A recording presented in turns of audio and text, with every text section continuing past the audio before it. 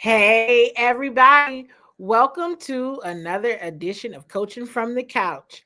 This is your Washington Commanders update, and I am your host, Candi CWall Waller, checking in as I do all throughout the NFL season and throughout the calendar year to give you all the latest and greatest information on the Washington Commanders. You all This is a live Bowie television recording. So everything we are saying and doing here will show up on your television screens if you are in the city of Bowie, Maryland and surrounding areas. Verizon Channel 11, Comcast Xfinity Channel 77. You may be watching this live recording through my page, Candi Waller Facebook, or through the Bowie TV YouTube page. Okay, so I see folks are already checking in. I'm tired, but it's okay because God is good. And the team that I cover is 12-5 and headed to the postseason. Please make sure you say hello to Mama Waller and Papa Waller because they are always watching all of the time.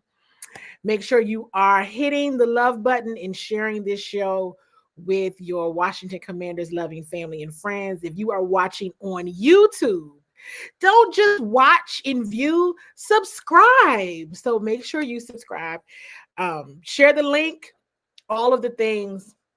Again, with your Washington Commanders loving family and friends. I see several Commanders fans have already checked in. Eric Jessup, Cameron Mingo, who else? Frank Smith and others. Love button, fire emoji, you all, so that we can go ahead and get this party started. I see Kim Perry has jumped on Lamar Bland. While you all are saying hello, giving each other high fives and all of the things, because hello, again, I just said the team is 12-5, okay? The Washington Commanders are 12-5. They're headed to Tampa Bay to face on the Tampa Bay Buccaneers, a rematch of week 1. So hopefully the weather, it is supposed to snow again on Saturday, you all. So we're going to see how this works out, everybody. But I'm seeing more Commanders fans checking in, and I'm very appreciative of it. If I haven't already said Happy New Year, I see Troy Will's message here. Happy New Year to you all. What a new year. New year, new me, everybody, right? New year, new me. And so we're going to go ahead and get started. You all make sure you say hello and a what's up to Darrell. I said Daryl. You know I'm tired. Darrell Owens. Did y'all see Darrell was on TV? He tried to help the cheerleader not get hit in the head with the football. He did the best that he could. So high five to him for making it happen. You all, as many prayers and all of the things to make sure we got home safely. And I absolutely appreciate you all for that, because some of our colleagues are still stuck in Dallas or in other cities. So we are praying that they get home safely. You all, let's jump in. Commanders fans, let's jump in. Similar to last week, Lamar Bland sent over some amazing questions.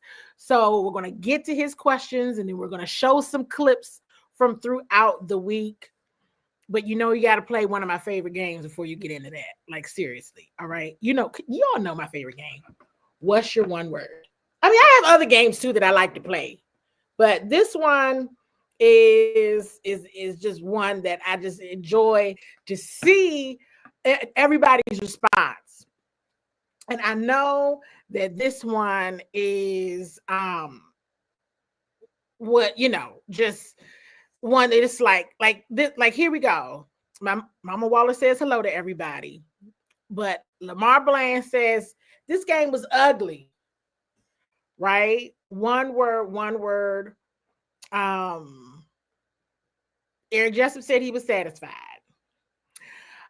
Drop those one words in the chat, and I will acknowledge as many of them as I can before we move on. Escaped is Cameron Mingo's word. And if you were something like myself, you really didn't know what to say.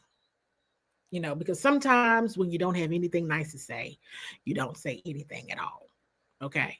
You don't say anything at all. But if it's one thing that I've shared with you all from the very beginning of the season, it was simply this. Listen, temper your expectations. I said the ceiling is at 7. That's at 7. And then I started to be critiquing, like, oh, wait, they had like 5 crazy games. If they don't close out these crazy games, I guess that is kind of like 7 wins when you look at it. But hey, they came out on top in these crazy games. So we're going to keep it positive with the real number, and that's 12. Okay, so that's 12. All right. So we're gonna stick with the 12 wins because that's what it is. But it's like that's like 5 different games this season. I'm talking about the Hail Mary game in the whole month of December, where it literally comes down to a final play that the Commanders end up winning the football game. And I mean, that's great. And that's fantastic. And we're going to live in the moment. And I'm going to have to cover and critique what I see and what I watch. But with the opponents in next season already coming up, right? So everyone knows, who the Commanders are going to play next season. I don't know the schedule, but the opponents. I'm already kind of like, where are some of the changes? What are some of the things that need to get done as they move on and progress? And so I know there's still some one words coming in. And, Mama Wall is always praying. I see my Wendy Gray, who is a Cowboys fan, is tuned in. But hey, she's got a one word too. We got to share hers. And then Kim Perry says, so it's been a lot. But before I move on to really getting into the major critiques, I have critiques because, of course, I do. Why wouldn't I? But it is absolutely one of those things where you have to sometimes say, all right, I've told everybody to temper their expectations, so I should do that as well. Once the 7 wins, we got the 8. I said, hey, everybody just enjoy the rest of this ride. Just enjoy it. You never know what could happen. Even at that time, I didn't know this team was going to end up 12-5, and they did. And they're headed to Tampa, and there's a lot to discuss. There's absolutely a lot to discuss. And Commanders fans, again, I hope you feel good about this because you absolutely should. This is by far some really good things right here. I'm going to jump into Lamar's questions. Everybody give Lamar a high five, a fire emoji, and say, Lamar, you are awesome, because he sends these questions based on what he's seeing, based on what he's hearing in different groups amongst all the fans. And so he brings me these questions and I'm like, hey, sure, I'll answer them. And I try to answer if you send me a question, I will absolutely try to answer it on this show. I will have supporting clips and information that I want to share with you all that I think is important. So you know how this goes. If you're new to watching this show, welcome. On the live Bowie television recorded, I definitely try to get to as many questions and comments as I can. But I think this one fits because Lamar's questions are a good amount of be happy, because you should be. Commanders fans, listen, you're showing up everywhere. And I'm seeing more gear than I've seen like ever, quite frankly. And this is kind of cool. Now, I also share with you all, I didn't realize, and if you follow or know the great David Aldridge, please let him know that I'm talking about him. I had to tell him a couple of weeks ago. I said, you know what? I didn't anticipate the team. What happens to my schedule if the team starts getting good? I never even considered it. I'm just being honest, right? Because that's what we do here. And I'm like, I didn't even think about it. I'm like, and now they're good. And it's like my schedule just went bonkers. My schedule absolutely went bonkers. Now, here's one of the things that Darrell captures, right? It was a little different because we were away, as you know, covering the team. But let's go ahead and try to get into what were some of the hot moments in the game Commanders end up winning last minute against the Cowboys. So you see all of the Commanders fans that were in the building. Didn't they have some fun? Now, some of this you all know. You already put down your one words. It got crazy. It got kind of ugly. But hey, it's one of those things where you just have to really watch the game and see what happens.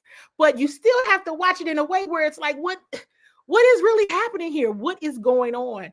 And we've seen yet again, as we've seen so many times throughout this season, actually 5 games that I know I can recall this season, where you're talking about the Hail Mary game, as I mentioned earlier, as well as all of the December games, where this team plays to the very, very end and absolutely believes that they can win the football game.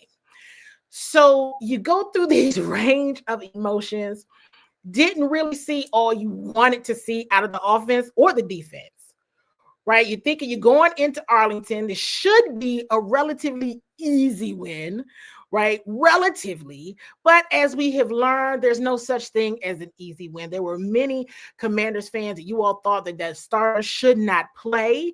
As soon as the game started, I said, and this is why you make them play. I made a comment on pregame. I said, from an Commanders offense perspective, if Micah Parsons is playing, they all need to be playing. We saw that the Commanders defense did not have that easy of a day. Okay, they experienced quite a bit of adversity. But if you would have told me that at the end of the day, this team would have been able to face adversity and win some tough games and be able to make this happen due to quarterback play, I would have been like, okay, all right, now you're stretching it a bit. But for the years of issues and adversity with the quarterback position, to be able to say the Commanders quarterbacks have been able to lead this team down the field at critical moments. That's both. We've seen Jaden Daniels do it. Now we've seen Marcus Mariota do it. It is something to absolutely be excited about, because that's not something this team has ever been able to say, right? To say, or franchise, that you can have quarterbacks that the team trusts to say, let's roll and let's get it. Have not necessarily been able to say that. So to be able to do that and then see the team react in the way that they did. Now, again, I'm in the press box. I didn't necessarily see all that went on the field. If you are subscribed, and I hope that you are, don't just view Bowie TV, also subscribe. You will see a lot of the coverage from on the field after the game, because Darrell does an amazing job at getting all of that. But I'm trying to collect all my notes and give you all of the nuggets. And I think one of the key and biggest things was the quarterbacks have been able to lead the team in the offensive charge. Oh, we got to go down here and win this football game. And when has this team ever, like when was the last time or ever,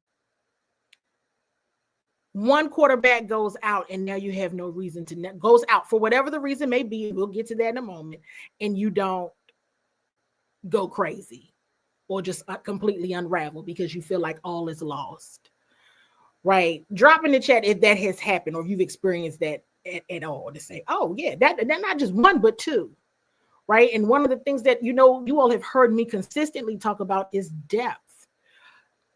Winning football teams, winning franchises have depth, okay? It's not just the ones and the twos. Sometimes you got to dig deep and get into the 3s and the 4s. You have to be able to do that. And so there was some touch and go moments in the game. It didn't look so good. The whole first half, you could have thrown it in the trash if you ask me. It wasn't good at all. And I made a post. I said, I don't know if this is playoff football. And I continue to say, you just can't keep winning football games like this. But maybe they can. I don't know. But we're going to go ahead and get into the questions. If you're just tuned in, you're watching the Washington Commanders Update Live. I'm your host, Candi CWall. Waller, this is a live Bowie television recording.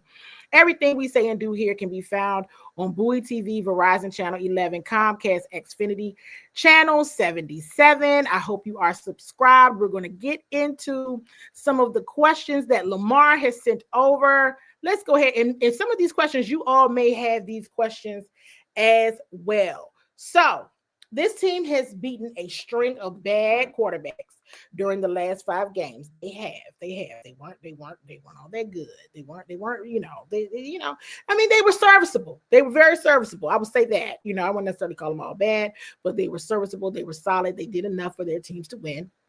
But at any rate, their record though is 1-10. So what is your confidence level with our defense going up against Baker Mayfield, who is having a career year?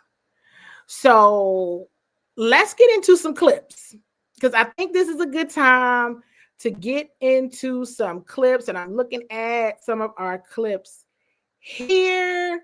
Let's see, because Dan Quinn definitely was asked. He's already been asked about Baker Mayfield. This is a big deal, y'all. Love button, fire emoji. 12-5. The team has a wild card playoff spot. Let's be clear now, on prime time. Prime time. That's a big deal. So let's check out some of the things that Dan Quinn had to say today on Baker Mayfield. Check it out. With Mayfield, the first game, I know it was 4 months ago, so I know some of it doesn't matter, but you guys got good pressure on him, but you couldn't get him down. Yes. And I don't think it was because you were outside of your lanes or he was getting outside of contain. He just kind of broke tackles. Yep. So, I mean, is there a secret sauce to getting him on the ground? I think we certainly didn't have it that day, if there is, David. He is a rare competitor in that way. And there's some guys that in the pocket, the foot quickness, the ability to, move a shoulder to get underneath somebody, they do have that. And you do have to make sure when you are, rushing somebody that we call it a cage, where you try to put somebody into a spot to at least not allow them to hitch up and go. But he has had a fantastic year, now that we're going into the full breakdowns now and going into it. It's when you play somebody so early, you don't necessarily see it all. Then you look up and you see, 41 touchdowns, and you see, a lot of progress of moments and people. A lot of respect for what they're doing offensively for sure. So listen, this is a week 1 rematch, as I said earlier. Another thing that I said very early on in the season was this: you got to get to Baker Mayfield early and often. If you get them rattled early and often, you got a shot. You have a shot. Because in that question right there from David Aldridge, bring him up again. Yeah, they got pressure on him, but he was breaking tackles. They just couldn't get him, right? And when Baker is hot, which he is right now, it's a problem. I don't think Baker Mayfield actually gets enough credit. And I know sometimes I say that and people are like, oh, no, hey, the numbers aren't lying. They saw him in week 1. They weren't getting him on the ground, and that's been something consistently that has been an issue throughout the season with this defense. And it has been something that I've been talking about now for weeks and weeks and weeks about finishing and what that looks like from a line perspective in getting to the quarterback, because those who are skilled, like a Baker Mayfield, is going to break tackles. He's going to do the same old thing. And he hot right now. He's kind of cool right now. You know what I mean? So he's going to do that. Here's another question that Dan Quinn was asked today about Baker Mayfield. Check this one out. And I wonder, he's a veteran and you saw him in week 1, but what is your early impression of Baker? How does he look maybe even different than when you first saw him? I think they've just had a fantastic year. I think he's always been able to rip it. And and been aggressive in and outside the pocket. Having the run game balance for them, I think that's what sets their offense apart this year, Sam. The addition of Irving, their run game, the play pass that goes with it, that is an impressive thing. And so that has been really consistent, through the year, the running game that goes along and matches up well with their play passes. So, Coach Joe Witt Jr. in the defense have a tall task ahead. They have a very tall task because in some of these games, 12-5, all good vibes, primetime wild card game, forefront of our minds. Trust me on this. But when we think about the 5 clutch games, all of December, in the Hail Mary game, if I even go back, I'm pulling up now. Now I'm old stuff, but here we go. The Steelers game, because I'm not going to necessarily let that one go too easy. I'll say the Steelers game. The Ravens game, actually, Coach Joe Witt Jr. is the one that really said and was loud about the fact that he believed that the team offensively had done enough to win that football game. There were about 3 or 4 plays that on defense that was the difference maker in why they lost that football game. So they add that one in there too. Okay. So you got the Ravens, I'll say Chicago, the Bears. And these are games, well, that was a loss, but in the Steelers lost. But I'll still say the clutch games, the 5 clutch games. Does it have to be that hard? Right? And so I don't think so. I don't think it has to be that hard. I think it has a lot to do with a question that I asked Coach Quinn last week, which I'm about to share now. You already know what Baker is good at, and respect Baker. I think some people don't respect him. Respect him. He's fast and he can be accurate. But in order to get him off of his game, you have to rattle him early and often, or else it is going to be a very, very, very long day. Last week, I asked Dan Quinn about 3 takeaways a game, right? Because this is a game where a Baker Mayfield is going to make you pay for it, as I just said. So now you have to create chaos and create environments. And while he does share with me, and you'll hear this here, that it is a lofty goal, it is a goal nonetheless. And this is a goal that they absolutely need to be trying to implement Sunday night. I think you all, from a turnover margin perspective, you and Coach Ray have mentioned 3 takeaways a goal. Yes. On the defensive side of the ball. So you haven't really gotten there. You get takeaways, but not right. 3+. So how do you still try to make that happen, even though you're winning football? Yeah, it's a really lofty goal. But the actual truth of it is the best turnover margin in NFL history happened here. And to be in the plus, it's both. It's taking care of the ball. It's creating takeaways. It takes a lot of work. It takes practice. It's really a mindfulness, Candi, to put a hand on it, to recover it, to think about it. Because sometimes people think of it all as interceptions. And so for us, it's also the fumble recoveries. It's thinking about when the ball is on the ground, how do I have to, position myself to get the recovery. And so we've got work to do on that. I've never been one that said it comes in bunches, because then I think you're relying on like fate or luck. And I think that's like a terrible plan for getting takeaways. It's about the skill and the technique and mindfulness for it. And so like a lot of parts of things that we're improving on, like I know where are we, satisfied where we're at in terms of the way we, go after the football. Getting to Baker early and often, creating that chaos, getting those takeaways.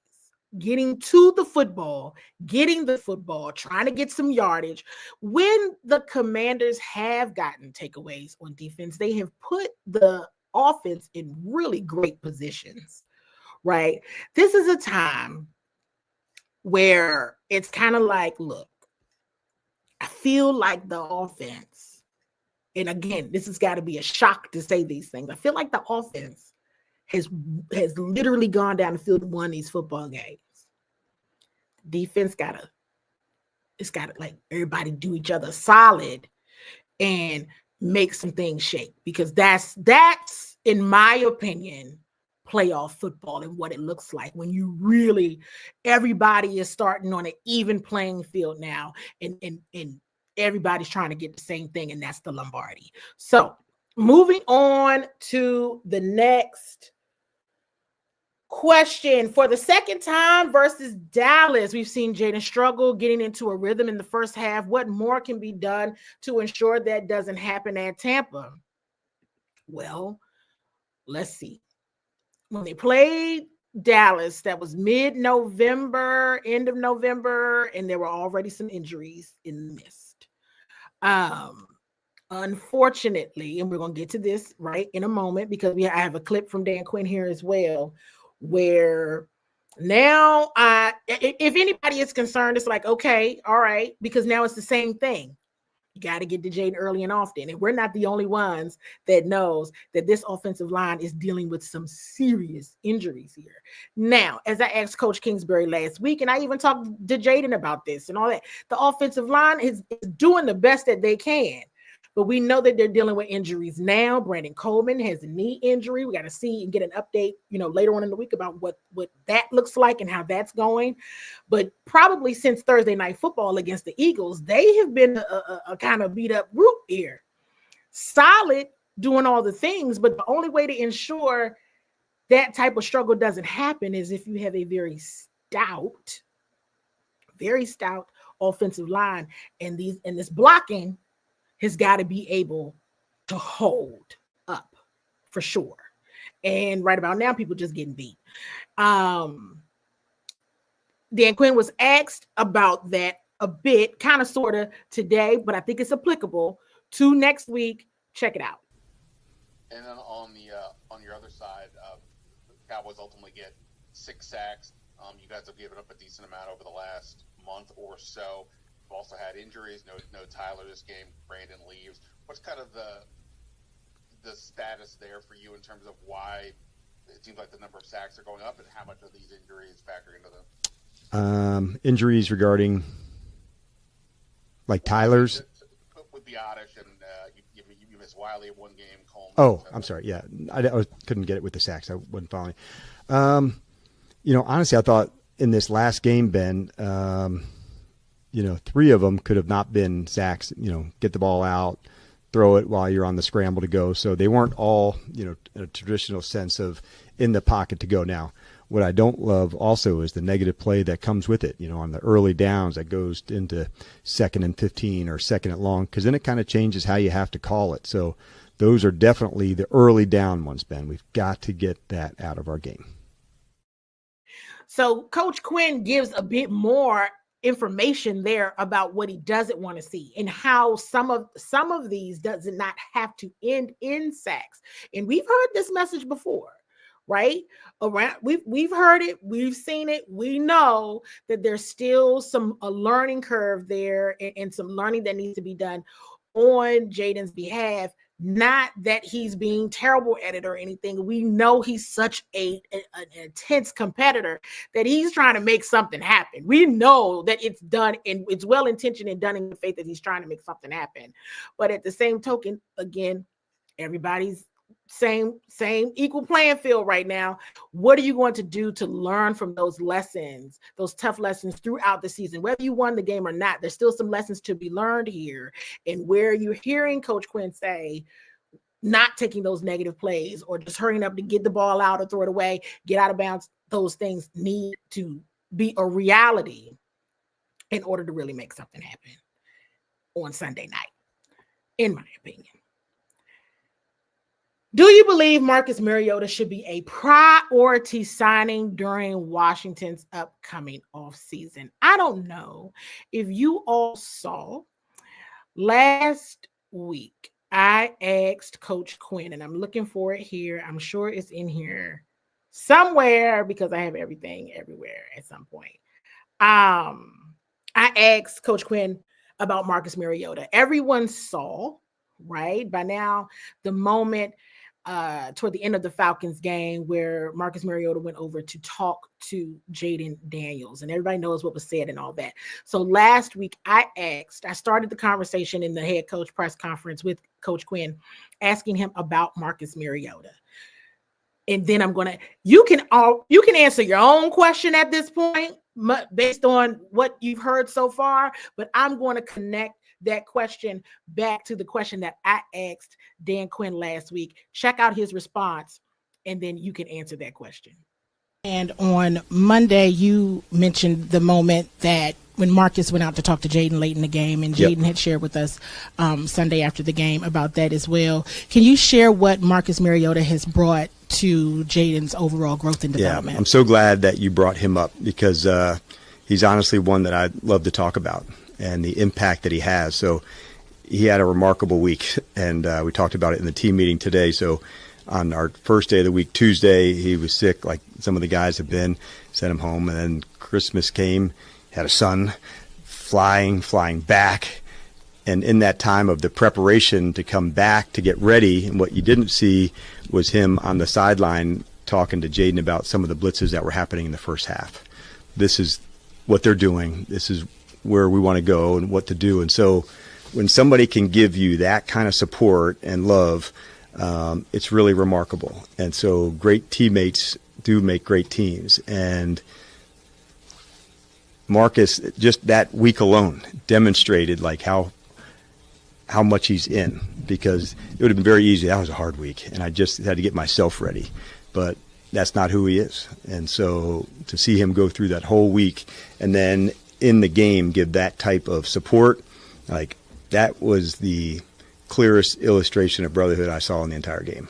His love for him on the sideline saying like, hey man, this is going to happen. And at the end of the game, it was like big brother talking a little bit, stand up, like go win the game, and like this is what's going to happen. And so what wouldn't we all give to have that kind of support from people? Like it's remarkable. And so I know that Jaden feels it. We all do. And I probably could have picked out some other people that had that same one, but Marcus, at that position, it is different. And there's certain things that he can say from the lens of the helmet that I can't or the coach can't, but he can because he lived it and seen it. It's such a cool relationship to see, the trust, the commitment to one another. And I'm really pumped that he's on our team because he adds a lot, Candi, to what we do. It may not show up on the stat sheet in that game, but let me tell you, he had a big hand in us winning that game. And because I'm there, I said, I got to ask about this out loud. I got to ask about this out loud because I can see. And with all, there's always a quarterback controversy. When everybody first got here, I guess last year now, technically through the calendar year, but the top of the year, everybody wanted it to be a quarterback controversy. And I would come on a show and I would tell you all in the live Bowie television recording, there is no quarterback controversy, everybody. It's not. I know what people would like for it to hear as soon as you hear competition, but Marcus talks about that. Jaden talks about that. Jaden had to earn it. Everybody talks about that. Okay. But I'm like, the world just saw it. And the world just saw it at a real moment when both teams are trying to make it into the playoffs. But even for Marcus telling him to stand up, telling him a very tactical thing now, catch your air, catch your breath, like get it together, catch your air. Okay, all right. Then telling him, use your God-given abilities to win this football game. But that's Marcus. That's him. That's real. And everybody saw it. Everybody saw it. The world saw it. But I needed to ask that question because it's like people need to know what this is and what it isn't. Right? This is one of the things. And for coach to come out and say at the end, that's why we won this football game. Right? When have we heard stories of a veteran quarterback that was even equipped? Let's be clear on this, all right? That even had the ability to effectively communicate to the rookie quarterback, here's what they're doing. Here's what we're seeing. Here's what's going on. Okay? People not even able to do all of that. We never even, okay?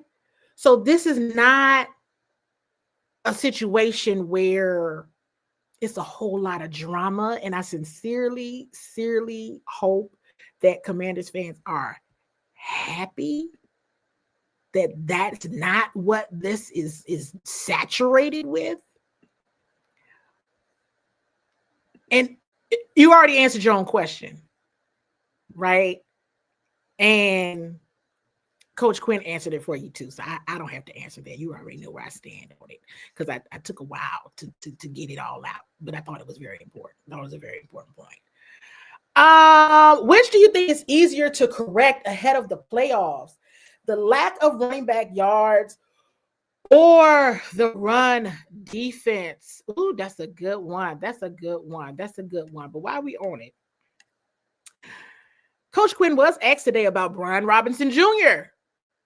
Let's listen to what he says. Yeah, with B-Rob, what are you seeing from him these last few weeks? Yeah, and we're trying like hell to get he and others going in this space.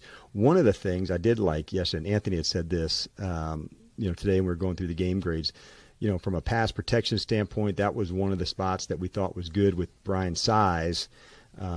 It's one of his hidden, I'm going to say hidden talents. Obviously, he's had that, but it is different, when you have somebody his size who can step up into the gaps and go to it. So he did a nice job onto that. But more than anything, man, we want to be able to get him downhill, be aggressive into that space, and we haven't hit that mark that we wanted to as much, David. And so when we do get behind on some of those early downs, it does make it more challenging. There's been previous game where we had penalties that knocked us into that space. And so it's something that heading into this second season that it's really important to us to make sure we find our ways to get that done. So I think that I don't think I played this one yet, but if I did, this is a repeat. But no, I did play it. I'm not going to play it again. It's around the defense. So not going to play that again for the live television recording. Listen, playoff football, in my opinion, you got to be able to do two things very well, right? You have to be able to establish the run. And I see this question here. You have to be able to establish the run, which includes both of these things, right? And with a beat up O-line, if things are caving in, who can move out the fastest, right? Or who can create. Again, two things. They all got to work together. You got to be able to establish the run. You got to be able to stop the run. Okay. The Commanders are having an issue with both. And both of these could equally have detrimental impacts come Sunday night if somebody doesn't say something and figure a way to be creative. Now, which one do I think you can address quicker? It should be the run defense, because there's a lot of money on that line. And I'm being honest. I'm being authentic, transparent. Hey, it's a lot of dollars and cents along that defensive line. I believe that is the one you should be able to correct sooner than the offensive line, because you're dealing with so many injuries on the offensive line, and you're dealing with, there's a lot of injuries on there. I'm just being real. And yes, injuries are a part of football and all that. But if we going back to week one, right, where everybody's coming out feeling good, feeling great, we're talking about overall health. One line is more healthy than the other. And one thing that I've been talking about all year long is that line of scrimmage battle, the defensive line. What is going on right here? Are they finishing? Is it ending in sacks? Right? Is it ending in takeaways, sacks, takeaways? What is it ending in?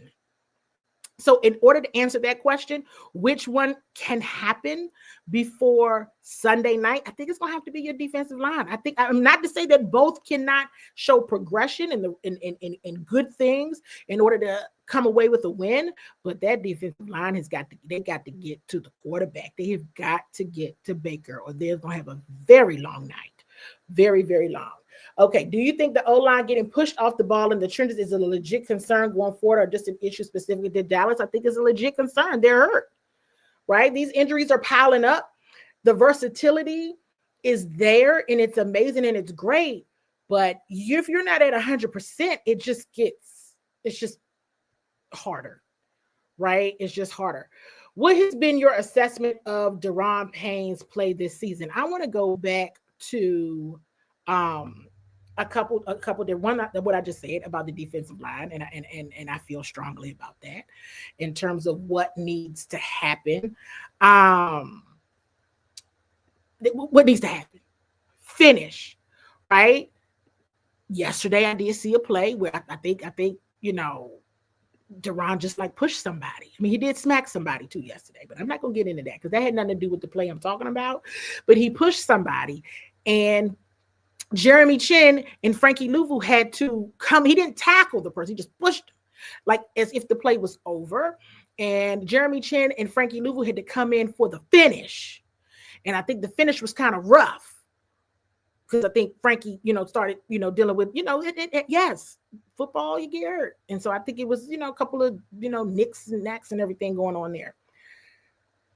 Here's what I'm going to say. And when Coach Witt is asked earlier in the season, he said, we're asking him to do all of the things. When they're getting the pressure up the middle, let me also say this. When they're getting the pressure in the middle, the reality is that makes it easier and better for the defensive ends to have good seasons. So when you're hearing Dante Fowler's name, you're hearing other names, what they're doing in the middle does help them, right? But then there's other times where they're just missing tackles, like flat out missing tackles. You just, as David Aldridge asked, Coach Quinn in that clip I shared earlier, I mean, Baker was just getting away from him. So I think that Deron is doing what they've asked him to do. Has he made a name for himself in regards to, you cannot lose Deron? No, I don't think he's done that. Like, oh no, he got to stay. It's not that resounding feel for me watching in my assessment as you asked me the question. Sunday needs to be that day. Sunday needs to be that day. And we'll get into a bit more of this too, because what I feel like is we're also seeing in the merging of the cultures. Let's be clear now, the merging of the cultures has not stopped, right? We are still dealing with a new culture and a former culture that is merging into this new one. Okay, so you still have to be able to assess and see who really maps to the standard that is set here. Because here's the reality. If you tired, okay, but it's about to turn up now, baby. You can't get tired now. This is the second season. You got to get on into it. Now is when we get a little faster. That's what this is. And so we may or may not see, some culture differences in players because they're not used to this. It's a little different of a scenario. It's a very different space. Okay, so you got to come with it because, hey, you just do. You just do. What did you make of the decision to go for a 2-point conversion while being up 4 points with 11 minutes left in the game? Hey, listen, I've learned to just kind of trust and watch what they do. Just watch what they do and what they say. And I know I definitely was like, why are they going for a 2-point conversion? I definitely said, why are they going for a 2-point conversion? Being real honest, I did say, why are they doing that? So not necessarily what I would have done, but I understood the decision. Do we know which play Jaden hurt his leg that led to him going inside the tent and ultimately sitting in the second half? I'm going to be honest with you. I don't know when he went in the tent. I was there. I just know what he communicated based on what Coach Quinn said. And no, I didn't know. I don't know if anybody asked, honestly. All I know is that there's no cause for concern, and I'm going to trust that there's no cause for concern. And hey, listen, everybody saw Jaden in the game except for me, because clearly once they won, I Maybe I blacked out a little bit because we have to sit there and be very quiet. And we were in somebody else's establishment. We were in Jerry's world. So we weren't going to be like, like a big, because you're not supposed to cheer. That is a violation in the press room. You're absolutely not supposed to cheer. But we definitely were not going to cheer up at Jerry's house. No way, no how. So we were just, everybody was like, Terry just caught the football, Lord. Okay, everybody hold it together. Terry just caught it. Everybody hold it together. Oh, whew, Lord, Terry just caught it. Everybody write your notes and act calm. Act like you don't care. That's how we were doing things. Like act like that didn't happen. Just act normal. Everybody act normal. So Jade looked happy. Leg looked all right to me. So let's move on to this one. Interesting or not important. In his first game back from injury, Austin Eckler had more snaps than Brian Robinson Jr. I think that is interesting and important. They need to get the run game going. And it's not going. It's not going. And they need to get it going. So I think it's interesting and important to note that they brought Austin Eckler back. He's got to get a move on. He's just getting there, and getting back into the fold. But I think it's both interesting and important, and it's showing the sense of urgency that this game has to get going. With that being said, I have 2 more clips to show. These are from my questions to Dan Quinn today. Definitely want you all to see it. I asked Dan Quinn about how he's handling all of the craziness, and I asked him about something that I have repeatedly brought up to you all throughout the season. Check it out. Hey, Coach. So pulling on the thread a little bit more with some of all that what you already shared. How are you handling all of this? I mean, there has been some wild and crazy moments, and I know we're like sitting in the press box all holding our breath, but for you, what is this like? It's pretty awesome, to be on the sideline when these moments are taking place.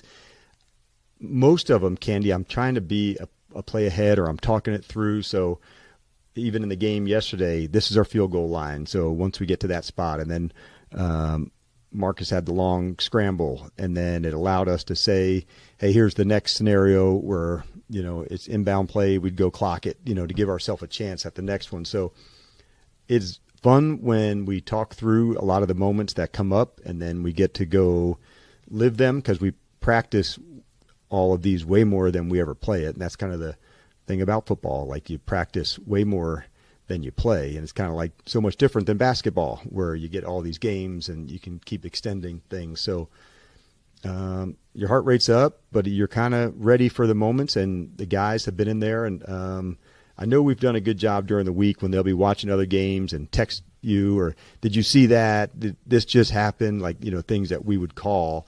And so the fact that they do that on their own, I think that's a really cool thing. I had to ask him how he was holding up.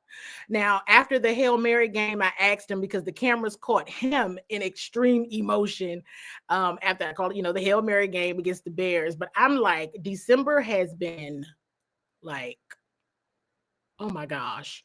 And I know how you all are probably feeling. Like I said, we're sitting in the press box holding our breath, but like, how is he doing and how is he handling this? I also want to make a point. Make sure you all are pulling the thread and using your clues and pulling on the receipts of how many of these coaches and players are talking about how much fun they're having. Cliff Kingsbury shared last week when he was asked about whether or not he would want to be a head coach again because he mentioned, yes, and all that is important, and we'll talk about that as the offseason and as requests are coming in across the league for different coaches to interview for head coaching jobs. But when Cliff Kingsbury shared that this job has helped him to rekindle his love for football, the love for the game, that's huge. That is huge. Remember when it wasn't so long ago where it was noted that people come here for their career to basically die. It end. And you're not going anywhere. Nobody wants to come here. No, you're not going anywhere good after that. It's over for you. The revitalization, it is here. It is happening right now. You've also heard me bring this up, that Coach Quinn said they were going to have game day captains, and when they made the postseason, they would have postseason captains. You all know I keep receipts. And I think Dan Quinn learned today that I absolutely keep the seats. And just before week 1, you shared that this season, during the regular season, that you all would have game captains. And then going into the postseason, I distinctly remember you saying, when we get to the postseason. And I was like, oh, okay. But now that you're here, Yes. now that you are here, what are some of the things that you're going to be thinking about in terms of who those captains will be in the postseason? We voted on those today. And so we will have captains that we will announce on Friday. And so those will be the captains for the postseason. That's a great memory. And this is why you tune in to Bowie Television. Okay. So with that being said, you all officially welcome to the postseason. Okay. Wow, wow, wow. What a year this has been. Okay. It's a ride, y'all. This has been a different kind of ride.